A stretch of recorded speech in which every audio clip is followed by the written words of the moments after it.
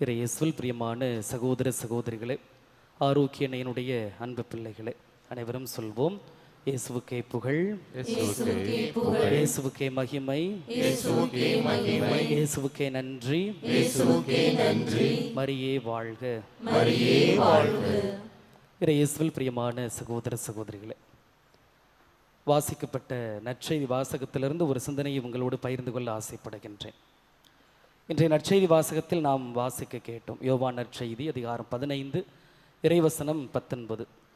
நீங்கள் உலகை சார்ந்தவர்கள் அல்ல, நீங்கள் உலகை சார்ந்தவர்கள் அல்ல, உங்களை இந்த உலகத்திலிருந்து நான் தேர்ந்தெடுத்து விட்டேன், நீங்கள் எனக்கு உரியவர்கள், இந்த உலகை சார்ந்தவர்கள் அல்ல என்று சொல்கிறார்.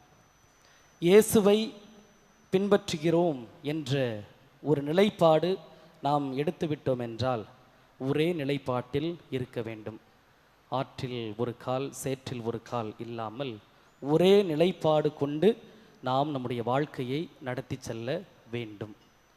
மத்தேயு நற்செய்தி அதிகாரம் 6 இறைவசனங்கள் 24 நாம் இவ்வாறாக படிக்கின்றோம்: எவரும் இரு தலைவர்களுக்கு பணிவிடை செய்ய முடியாது, ஏனெனில் ஒருவரை வெறுத்து மற்றவரிடம் அவர் அன்பு கொள்வார், அல்லது ஒருவரை சார்ந்து கொண்டு மற்றவரை புறக்கணிப்பார்.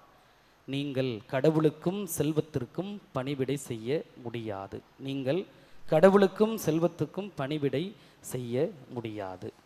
ஆக இயேசுவை நாம் பின்பற்றுகிறோம் என்ற ஒரு நிலைப்பாடு எடுத்துவிட்டோம் என்றால் இயேசு மட்டும்தான், அவரை மட்டும் நாம் முன்னோக்கி வைத்துக்கொண்டு நம்முடைய வாழ்க்கையை நாம் நடத்த வேண்டும். ஒரு சன்னியாசி தியானம் செய்து கொண்டிருக்கின்றார் ஒரு ஆற்று ஓரத்தில். அவரை பின்பற்ற வேண்டும் என்று சொல்லி ஒரு சீடர் வருகின்றார். அந்த குரு தியானம் செய்து கொண்டிருக்கின்ற பொழுது அவருடைய காலடியில் அந்த பின்பற்ற வேண்டியவர் 2 முத்துக்களை அவருடைய காலடியில் வைக்கின்றார். இந்த சன்னியாசி கண் திறந்து பார்க்கின்ற பொழுது இந்த முத்தை பார்க்கின்றார். அதை எடுக்க முயற்சி செய்கின்ற பொழுது கை தவறி அந்த ஆற்றில் விழுந்து விடுகின்றது. ஆனால் இந்த சன்னியாசி அதை பற்றி கவலைப்படவில்லை. இவர் தியானம் செய்து கொண்டே இருக்கின்றார். ஆனால் வந்தவன் அந்த முத்தை தேடி அந்த ஆற்றில் தேடிக்கொண்டிருக்கின்றான். காலையில் தொடங்கிய அந்த தேடல் பயணம் மாலை வரை நடந்து கொண்டே இருக்கின்றது. சற்று எரிச்சலாகி அந்த சன்னியாசிடம் கேட்கின்றான்: இந்த முத்து கீழே விழுந்துருச்சு, எந்த இடத்துல விழுந்துச்சு அப்படின்னு எனக்கு சொல்லுங்க அப்படின்னு சொல்லுகின்ற பொழுது அந்த சன்னியாசி ஏற்கனவே இருந்த இன்னொரு முத்தை எடுத்து அந்த ஆற்றுல தூக்கி எரிஞ்சு அந்த இடத்துல தான் கீழே விழுந்துச்சு, அதை போய் தேடிக்க அப்படின்னு சொல்கிறார். ஏன் இந்த கதை என்றால், இறைவனை மட்டுமே அல்லது இறைவன்தான் எங்களுடைய சொத்து செல்வம் எல்லாமே என்று நிலைப்பாடு எடுத்து வாழ்கின்றவர்கள் உலக செல்வத்திற்கும் உலக போக்கிலான காரியங்களுக்கும் முக்கியத்துவம் கொடுக்க மாட்டார்கள்.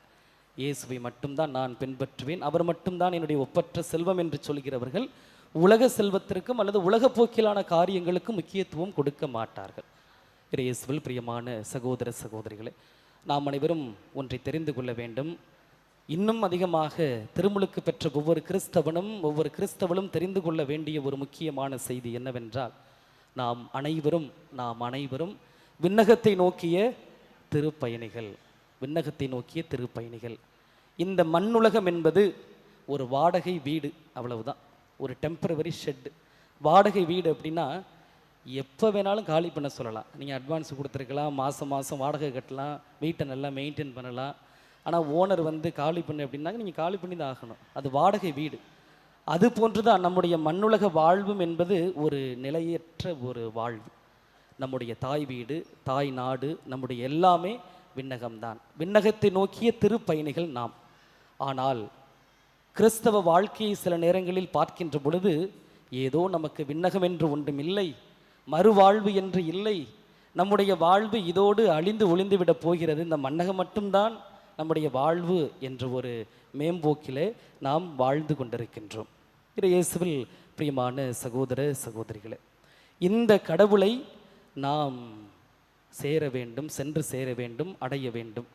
ஆனால் அந்த கடவுளை சென்று சேராதவாறு, கடவுளை சென்று அடையாதவாறு இந்த மண்ணுலக காரியங்கள் நம்மை பற்றி பிடித்து கொண்டிருக்கின்றது. அதை தாண்டி நாம் கடவுளிடத்திலே செல்ல வேண்டும், அவரை பற்றி கொள்ள வேண்டும்.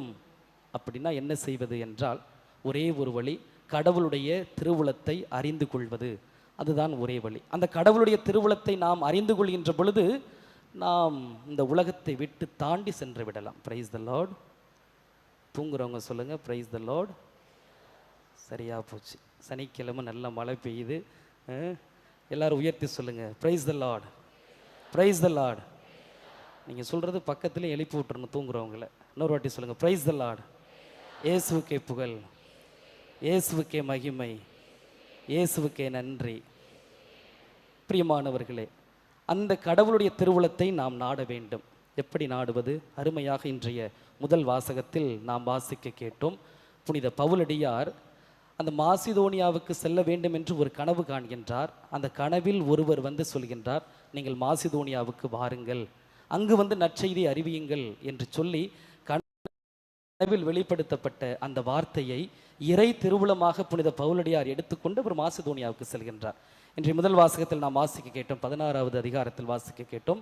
அந்த கனவின் திருவுளத்தை எடுத்துக்கொண்டு அவர் நற்செய்தி அறிவிக்க புறப்படுகின்றார். கடவுளுடைய திருவுளத்தை கண்டடைகின்றார். அவர் மட்டுமல்ல, நாம் திருவிவிலியத்தில் பார்த்தோம் என்றால் கடவுளுடைய திருவுளத்தை அறிந்து கொண்டவர்கள் நிறைய பேர். உதாரணமாக மோசே நெருப்பு தூணில் அந்த முட்புதரில் கடவுளுடைய திருவுளத்தை அறிந்து கொண்டார். இஸ்ரேல் மக்கள் இறைவாக்கினர்கள் வழியாக கடவுளுடைய திருவுளத்தை அறிந்து கொண்டார்கள். இன்னும் சொல்ல வேண்டும் என்றால் யோசேப்பு கனவின் மூலமாக கடவுளுடைய திருவுளத்தை அறிந்து கொண்டார். இந்த மூவருக்கும் உள்ள ஒற்றுமை என்னவென்றால் கடவுளுடைய திருவுளத்தை அறிய வேண்டும் என்ற ஒரு ஆவல். அந்த ஆவல் தான் அந்த திருவுளத்தை அறிய உந்தி தள்ளியது. கடவுளுடைய திருவுளத்தை அறிந்து கொண்டார்கள். அது மோசேவாக இருக்கலாம், இஸ்ராயல் மக்களாக இருக்கலாம், அல்லது யோசேப்பாக இருக்கலாம். எத்தனையோ துன்பம் இருந்துச்சு. துன்பம் இல்லாமல் ரொம்ப இலகுவா எளிதாக அவர்கள் கடந்து சென்று விடவில்லை. நிறைய துன்பம் இருந்துச்சு. இருந்தாலும் கடவுளுடைய திருவுளத்தை அறிந்து அவர்கள் நடந்தார்கள். கடவுள் வழி நடத்தினார். ஆக நாமும் இந்த கடவுளை அடைய வேண்டும், அவருடைய ஆசீர்வாதங்களை பெற்றுக்கொள்ள வேண்டும் என்றால் அவருடைய திருவுளத்தை நாம் அறிய வேண்டும். அந்த கடவுளுடைய திருவுளத்தை நாம் அறிந்தோம் என்றால், அதன்படி நடந்தோம் என்றால், துன்பம் வந்தாலும் இழப்பு வந்தாலும் நமக்கு பெரிய இழப்பாக தெரியாது, பெரிய துன்பமாக தெரியாது.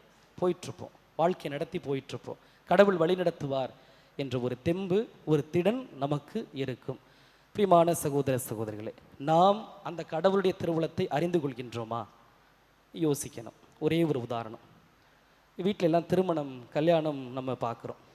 ஒரு சில குடும்பங்கள் இருக்கிறாங்க, கல்யாணம் மாப்பிள்ளை பார்க்கணும், பொண்ணு பார்க்கணுன்னா முதல்ல ஜபத்தில் வைத்து இந்த காரியத்தை ஆரம்பிப்பாங்க.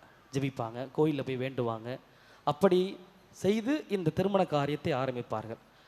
ஆனால் நிறைய பேர் என்ன திருவுளத்தை நாடுறோம்? கடவுளுடைய திருவுளத்தையா இல்லை உலகத்தின் திருவுளத்தையா? பெரும்பாலான குடும்பங்களில் உலகத்தின் திருவுளத்தை தான் நாடுறோம். இப்போ ஒரு கல்யாணம் பண்ணால் முதல்ல என்ன பண்ணுறோம்? 2 பேருடைய ஜாதகத்தை வாங்குகிறோம். பொண்ணோட ஜாதகம், மாப்பிள்ளையோட ஜாதகத்தை வாங்குகிறோம். நல்ல நேரம் பார்க்குறோம். இது எல்லாத்தையும் பார்த்து முடிச்சுட்டு கடைசியாக தான் இங்கே வர்றோம். அப்படி தானே? அதுவும் கடைசியாக கோயிலுக்குள்ளே வந்தால் என்ன சொல்கிறோம்? முதல்ல தாலியை கட்டுங்க, அப்புறம் பிரசங்கம் வச்சுக்கலாம். அப்போ யாருடைய திருவுளத்தை நாம் நாடுகின்றோம்? கடவுளுடைய திருவுளத்திற்கு நாம் முக்கியத்துவம் கொடுக்க வேண்டும். அது திருமணம் மட்டும் சொல்லலை, எந்த காரியமாக இருந்தாலும். நீங்கள் ஒரு வேலையை தேடி போகிறீங்க, இல்லை ஒரு புது பிஸ்னஸ் ஆரம்பிக்கிறீங்க, இல்லை ஒரு புதிய முயற்சியை தொடங்குறீங்க அப்படின்னா முதலில் ஜெபித்து நீங்கள் தொடங்க வேண்டும். ஆண்டவரே, இயேசுவே, மாதாவே, நான் இதை செய்ய போகிறேன், உங்களுடைய திருவுளம் என்ன, வழி நடத்துங்க அப்படின்னா நாம் ஆரம்பிக்கின்ற புதிய முயற்சிகள் தோல்வியில் முடிந்தாலும் கடவுள் விட்டுட்டு ஓடிட மாட்டார், இடையிலே விட்டுட்டு போயிட மாட்டார். ஆக அந்த திருவுளத்தை நாம் தேட வேண்டும். இன்றைய காலகட்டத்தில் கடவுளுடைய திருவுளத்தை தேடுவதற்கு ஒரு மிகச்சிறந்த வழி, இதை நான் புதுசாலாம் சொல்லலை, ஏற்கனவே இருப்பது தான் குடும்ப ஜெபம். அந்த குடும்ப ஜெபத்தில் அமர்ந்து நீங்கள் ஜெபித்து விட்டீர்கள் என்றால் நீங்கள் ஜெயித்து விடுவீர்கள். குடும்பத்தில் அமர்ந்து குடும்ப ஜெபத்தை நீங்கள் ஜெபித்து விட்டீர்கள் என்றால் நீங்கள் வாழ்க்கையில் ஜெயித்து விடுவீர்கள்.